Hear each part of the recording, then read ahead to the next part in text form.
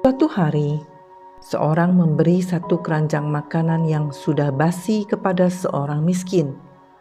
Si miskin tersenyum menerimanya dan segera pergi meninggalkannya.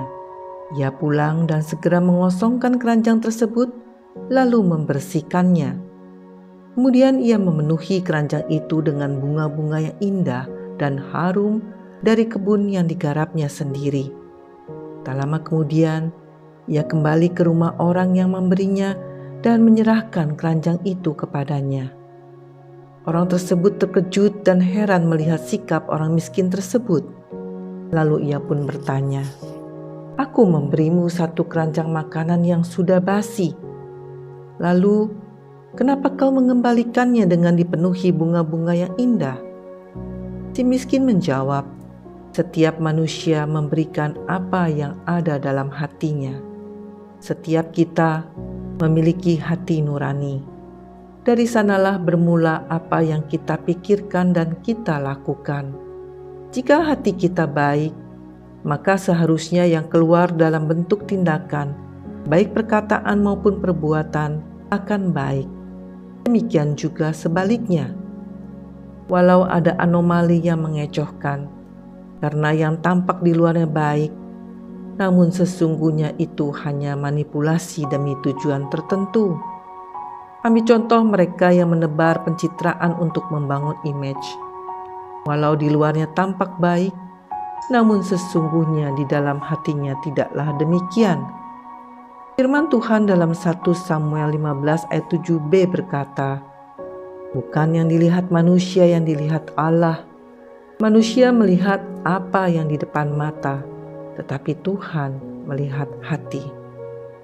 Lalu kepada siapa kita sebaiknya berbuat baik? Yang pertama, berikanlah kebaikan kepada orang yang berhak menerimanya.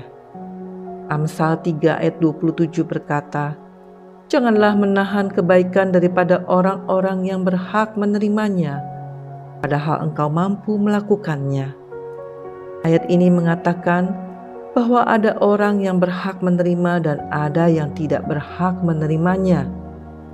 Rasul Paulus mengajarkan kita agar tidak dimanfaatkan orang yang tidak berhak menerima kebaikan, yakni mereka yang tidak mau bekerja, padahal mereka mampu untuk bekerja. 2 Tesalonika 3 ayat 10b berkata, "Jika seorang tidak mau bekerja, janganlah ia makan." Yang kedua, berikanlah kebaikan kepada orang yang tidak mampu membalasnya.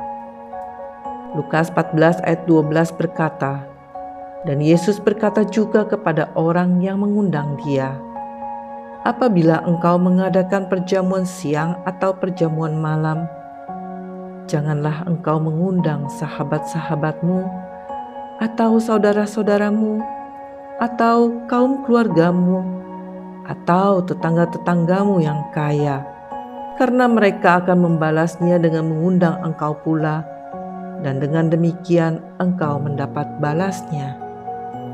Bukan berarti ayat itu melarang kita melakukan hal di atas, tetapi Yesus sedang mengajar kita agar pada saat kita melakukan perbuatan baik, lakukanlah dengan keikhlasan dan ketulusan, tanpa mengharapkan balasan.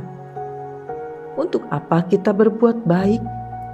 Pada saat kita melakukan kebaikan, maka kita sedang mengerjakan keselamatan kita dan hidup di dalamnya. Karena Efesus 2 ayat 10 dikatakan, "Karena kita ini buatan Allah, diciptakan dalam Kristus Yesus untuk melakukan pekerjaan baik yang dipersiapkan Allah sebelumnya. Ia mau supaya kita hidup di dalamnya." Perbuatan baik adalah benih yang pasti akan bertumbuh dan berbuah jika ditabur dan ditanam di tanah yang subur. Kebaikan adalah kebahagiaan yang kita perbuat kepada orang lain. Keikhlasan adalah kebaikan yang kita perbuat bagi diri kita sendiri. Kiranya hati dan hidup kita selalu dipenuhi dengan segala kebaikan. Amin.